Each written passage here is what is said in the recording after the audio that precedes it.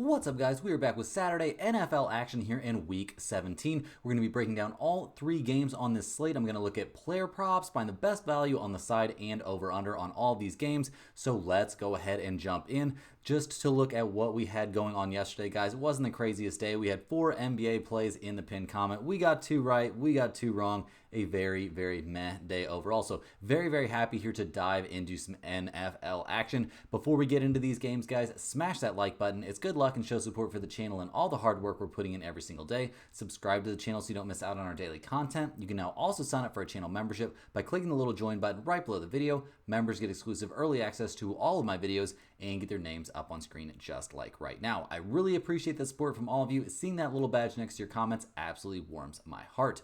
Our videos are brought to you by StumpTheSpread.com. We have a team of experienced cappers over there for every major sport. We're currently covering the NFL, college football, NBA, NCAA basketball, NHL, and the UFC. This is one of the best times of the year to sign up. We put a crazy amount of work into our premium content, and getting those picks right now in the heart of the best time of the sports season is a huge win for everyone.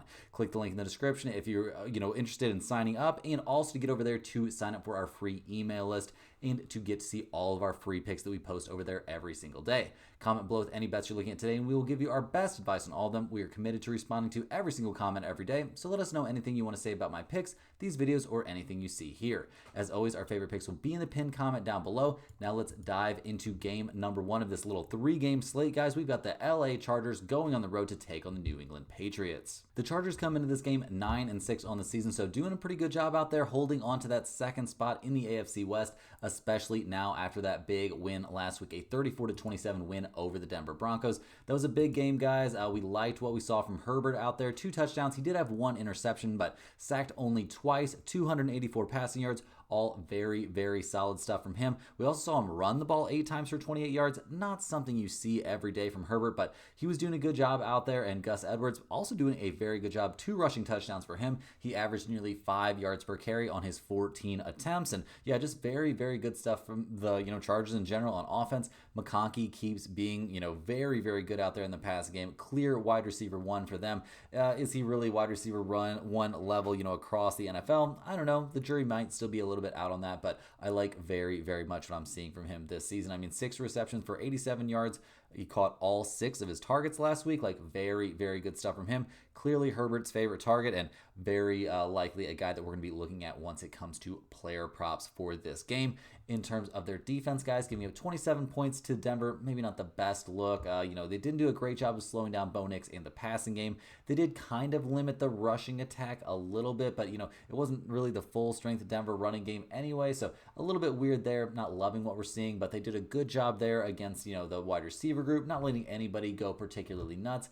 They didn't force any turnovers, only those 2 sacks, so really not a banner day for a Chargers defense that is supposed to be one of the best units in the NFL, or at least that's what it was being billed as earlier in the season, and they're still only giving up 18.3 points per game. But over the last few weeks, guys, it's starting to look a little bit sketchier, and they've faced some better competition, so maybe things have gotten a little bit tougher for them. But overall, I definitely think we can still regard this as a pretty good team there on defense. In terms of their injury report for this game, guys, we do see J.K. Dobbins going to be activated. He's going to be back for this one, so the running game should definitely get a boost there for the Chargers as long as he is actually fully healthy. We do see Will Dissly, guys. There's a possibility he ends up missing this game. He's questionable for this one, dealing with that shoulder issue still, so we'll see if he's out there. Obviously, another nice passing target being out there on the field would be a good thing, but we haven't seen him play since back on December 8th against the Chiefs, and it's not like he had a huge game in that one either, so we'll see if he's available. On the offensive line, we also see Trey Pipkins III. He's going to be out for this game, so the Chargers are going to be missing their right guard, so not a full-strength offensive line. Definitely something of a concern here. You don't want Herbert to be forced to take to his legs any more than necessary. On the defensive side, guys, we do see linebacker out. Perryman probably going to be, no, he's confirmed out for this game. We also see Molden, guys, there in the secondary. He's questionable for this one.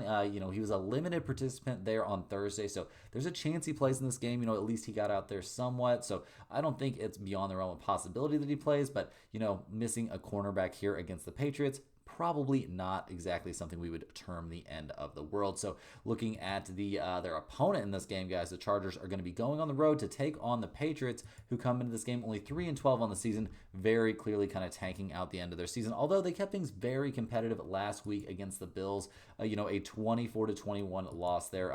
Pretty close, pretty competitive stuff down the stretch.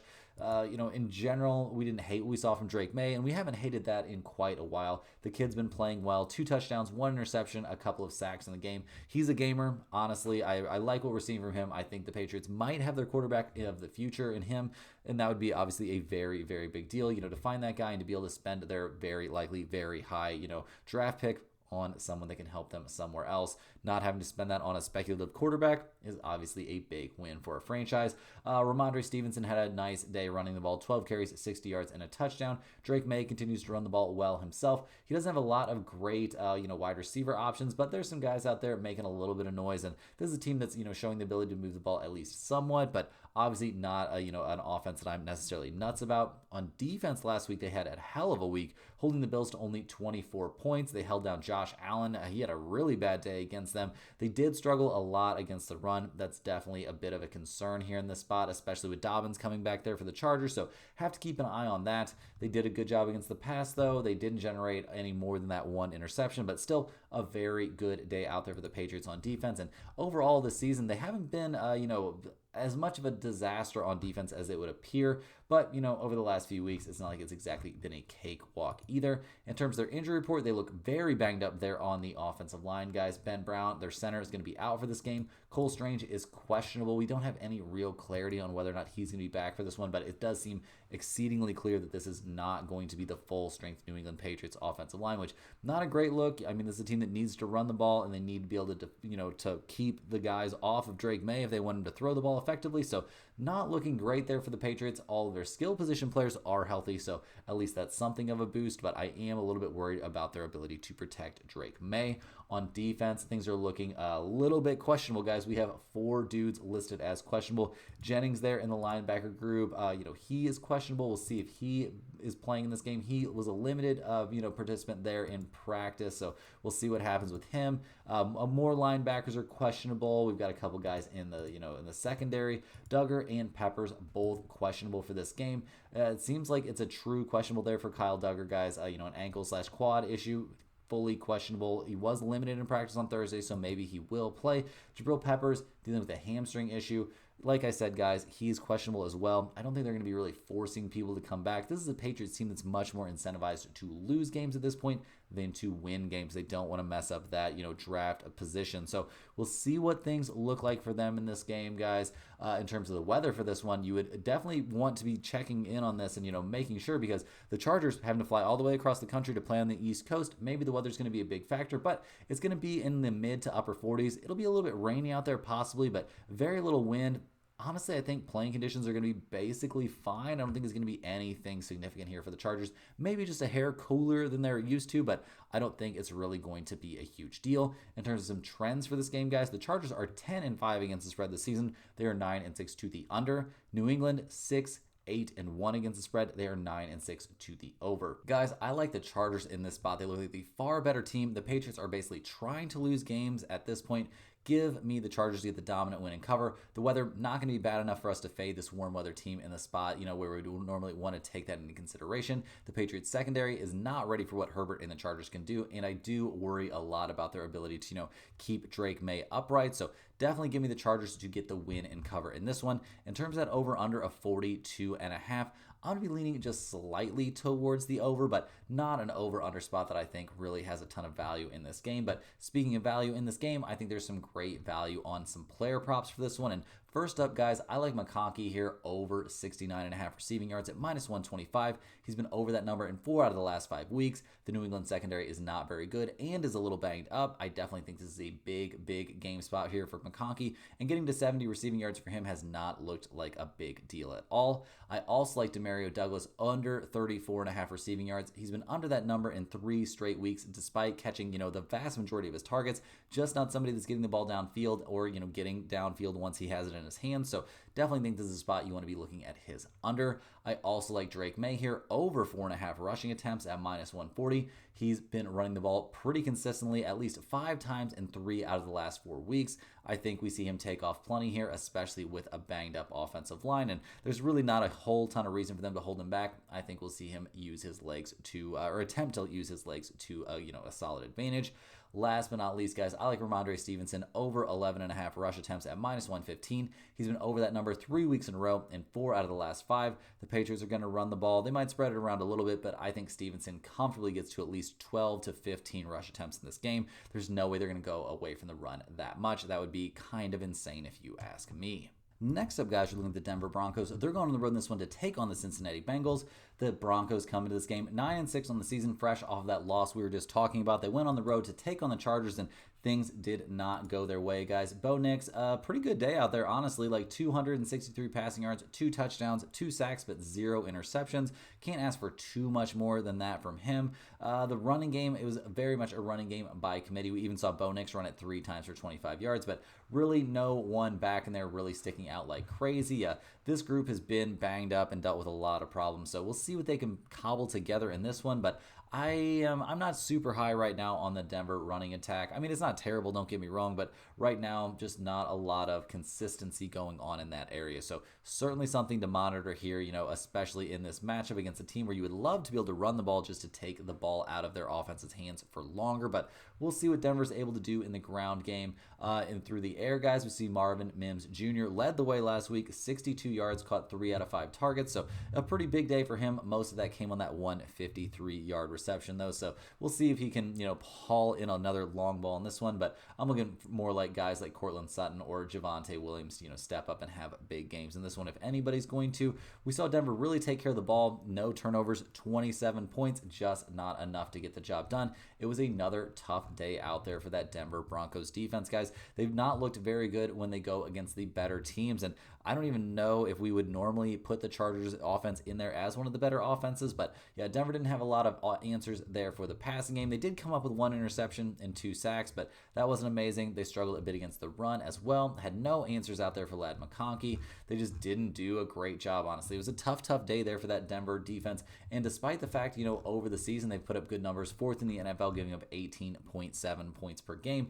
It's not looking that hot. I mean, they gave up, 34 points against the Chargers, a good game against the Colts, but they gave up 32 points against the Browns, 19 against the Raiders. It's just been a little bit of a tough job, here for this team, and it's not like they faced the toughest schedule either, and things aren't getting a whole lot easier here, so we'll have to take a look at that, and we're going to take a look at this injury report first up, though, guys, and we do see that Denver Broncos are very healthy there on offense. Obviously, a huge plus to have a healthy offensive line coming into games like this, and, just headed into the end of the season. Health is a big factor in these games. They're pretty much just healthy across the board. Like, obviously, like any defense at this point in the season, they're missing some guys that they would have hoped would have been out there early on, guys that were there at the beginning of the year that aren't really going to be able to contribute here down the stretch, on the IR, out for the season, yada yada. But I do think, you have to be fairly healthy very happy with where they're at health-wise at this point in the year. And they're going to need everybody they've got as they take on the Cincinnati Bengals, who are 7-8 on the season, guys. They come into this game fresh off a 3rd straight win.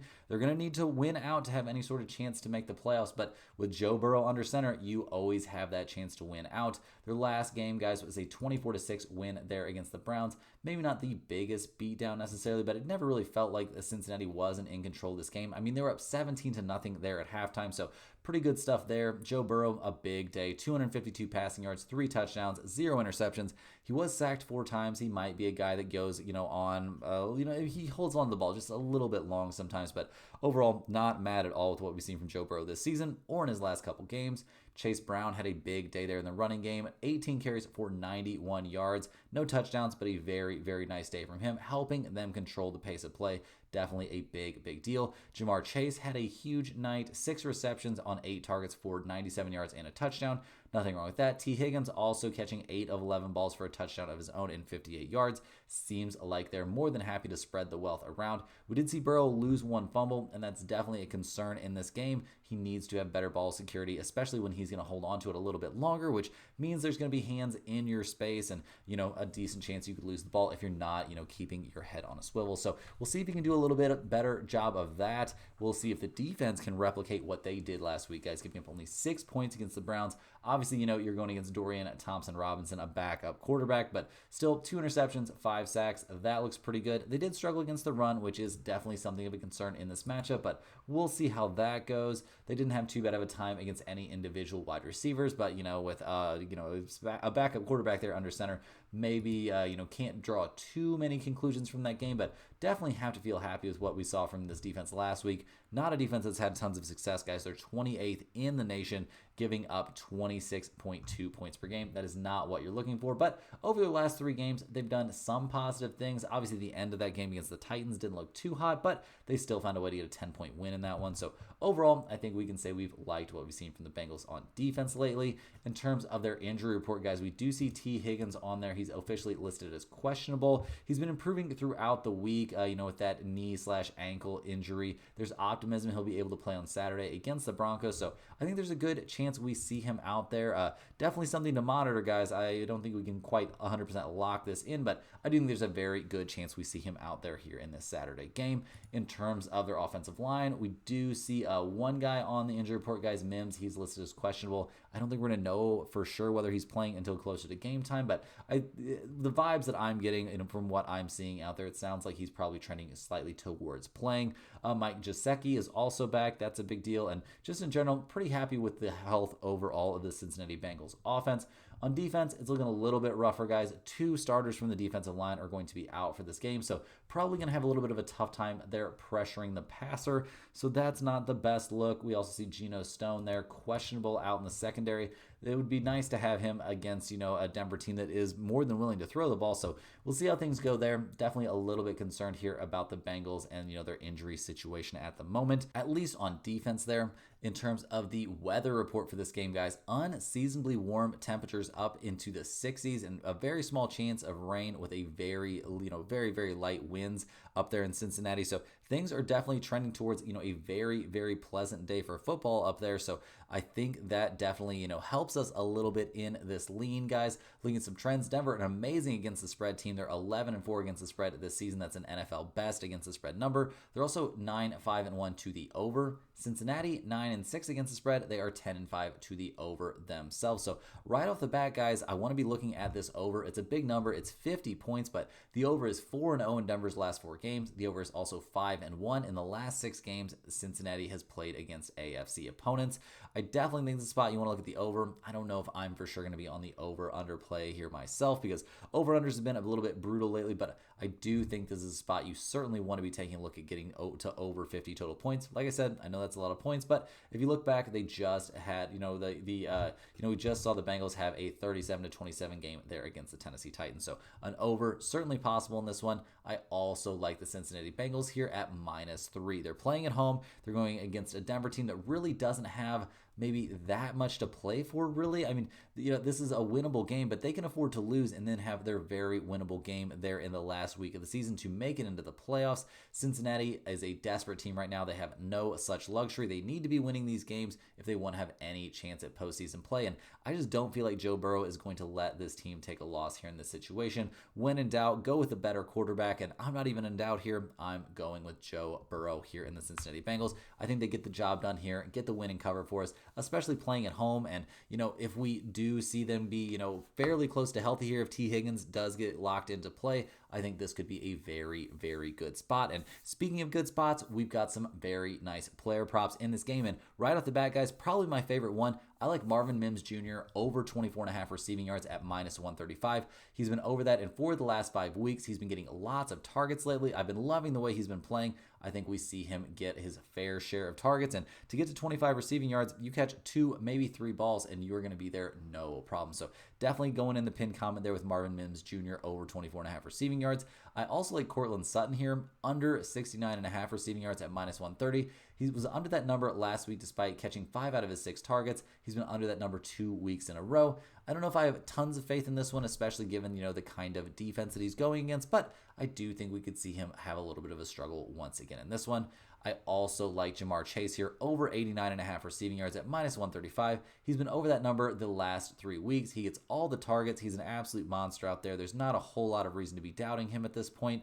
Getting to 90 receiving yards is a tall task, but I think he is up to the challenge. I also like Chase Brown over 69.5 rushing yards at minus 140. He's been over that number in 4 out of the last 5 weeks. He crushed it last week. Getting to 70 for him doesn't seem too crazy, and doing that against the Denver Broncos, maybe that sounds like a little bit bigger of an ask, but I don't think it's impossible by any stretch, and I think this is a play that we definitely have to consider. I also like Joe Burrow here in this spot. I like this play quite a bit. I like him under 2.5 rushing attempts at minus 135. He's had 2 or fewer rushing attempts in the last 5 games in a row. A pretty crazy streak there. I don't see any reason to think he's going to be taking off all the time in this game. I know it's like a desperate times call for desperate measures situation, but Joe Burrow knows where his strength's at, and that is throwing the ball down the field to those 2 extremely talented wide receivers. So go ahead and give me Burrow here under 2.5 rushing attempts. On to our last game of the night, guys. We got the Arizona Cardinals going on the road to take on the Los Angeles Rams. The Cardinals are 7-8 on the season. They've been eliminated from playoff competition last week, due to their loss against the Panthers, which, makes sense. You lose to the Panthers, you probably shouldn't be playing in the playoffs. And it's been kind of a brutal second half of the season here for the Cardinals, a trend that has repeated itself many, many times there for Kyler Murray. He's just not as good in the second half of the season. He only had 202 passing yards, 1 touchdown, 1 interception, and sacked 3 times there against the Panthers. He did run the ball for 8 times for 63 yards and a touchdown on the ground. So very, very solid stuff. I don't want to, take too much away from what he did, but it just wasn't enough. That interception wasn't great. And yeah, it's just been a bit of a tough look here for the Cardinals in the second half of the season. Kyler Murray does his best work early in the year. Things seem to start to tail off there, once the games get very, very serious at the end of the season. In the running game, we saw James Conner have a nice day, 15 carries, 117 yards, and a touchdown, but he's going to be coming up there in the injury report. He's certainly on there, so something to be talked about there. Will Kyler Murray be able to run the ball as effectively in this one? I don't know if he'll be that interested, guys. Why would you put yourself at risk of injury in a game that, is borderline meaningless for them? So we'll see if they're trying to play spoiler out there. We'll see if any wide receivers step up for them. I mean, James Conner was the leading pass catcher, catching all 4 of his targets for 49 yards last week. That is not what's supposed to be going on with this squad. Marvin Harrison Jr. has not had the season everybody imagined, and we also saw Kyler Murray fumble it away once. 2 turnovers there for the Cardinals on offense. Definitely not the best look. Not the best of what we've seen from the Cardinals this season, but it's too little too late now if they're trying to turn it around. Their season in terms of playoff competition is effectively ended. On defense, guys, they gave up 36 points against the Panthers. They were, down 7-0 in the first quarter. They were down, 20-17 there at halftime.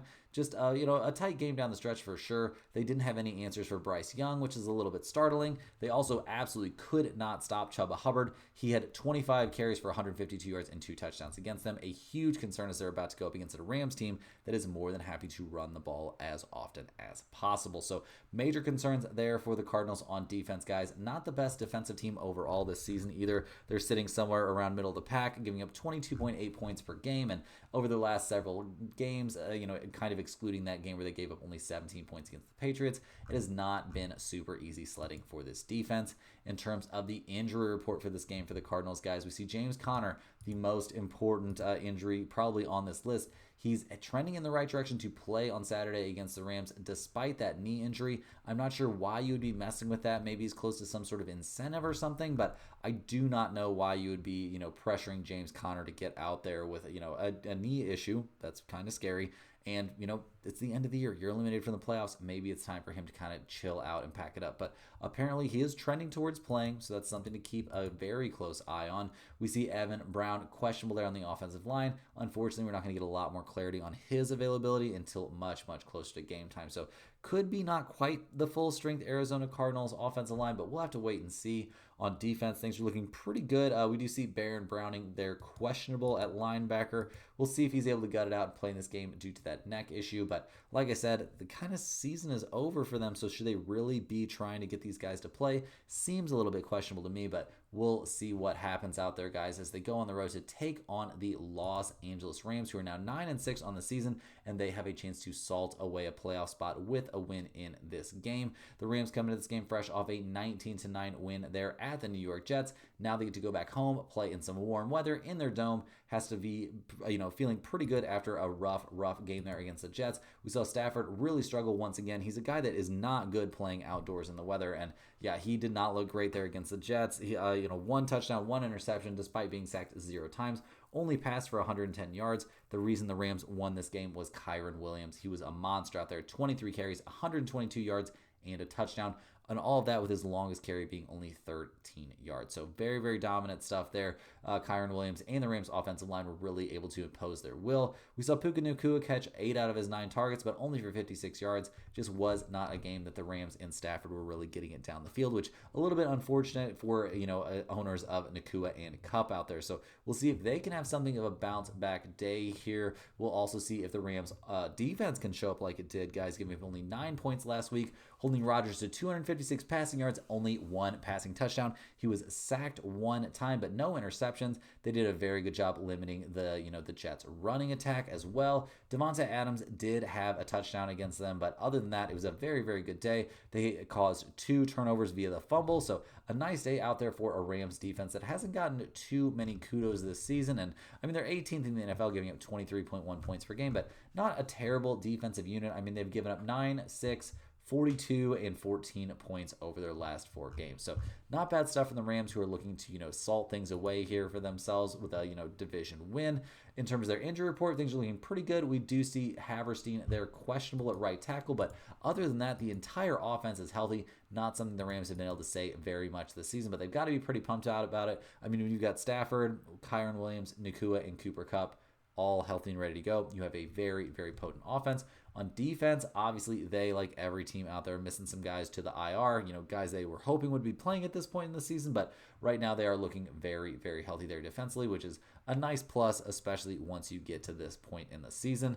Looking at the weather for this game, guys, it's a very mild day in LA, and we're in a dome, so really no weather considerations, and we've got 2 warm weather teams playing in a warm weather city, so really, unfortunately for us, no information to be gleaned from that. Looking at the trends for this game, guys, Arizona 9-6 against the spread. They're 8-8 to the over/under. The Rams 8-7 against the spread and 8-7 to the under. The Rams are 6.5 point favorites now. We've got a total of 47.5.